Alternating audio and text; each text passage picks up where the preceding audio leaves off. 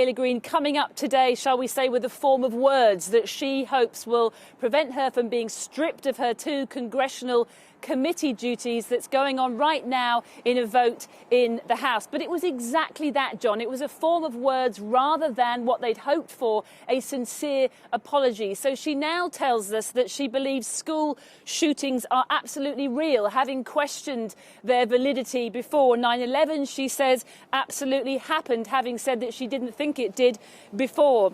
And as for her support of the QAnon conspiracy theory, she admits that she did sway that way. She said when she did, she was angry, she was upset, she didn't trust the government. But she says when in 2018 that she realised they were spreading misinformation, that she stopped believing and she walked away. Let's hear a clip from her now.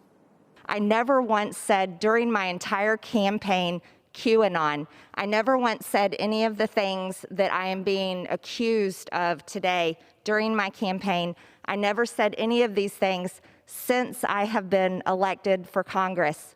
These were words of the past, and these things do not represent me. They do not represent my district, and they do not represent my values.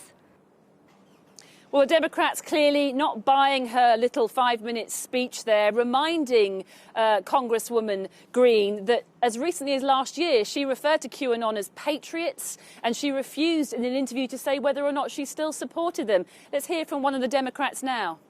QAnon is a dangerous, sick cult, period.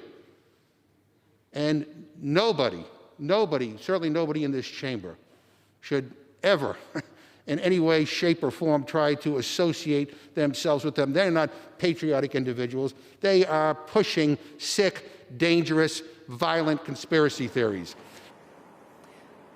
Well, clearly, she's hoping that this mea culpa of sorts today will prevent her from being stripped of those 2 congressional committee duties. The vote is ongoing now. The arguments have been heard on both sides. She's had her 5 minutes in the spotlight, but because of that lack of sincere apology, which everyone was hoping for, I think what we're going to see, don't forget that the House is majority controlled by the Democrats, so clearly they will vote to remove her of those 2 duties. We talked yesterday about the precedent that sets, and clearly, you know, the Republicans are saying this is the wrong thing to do, but I think we can safely say that that will happen later on this afternoon. The vote is still ongoing.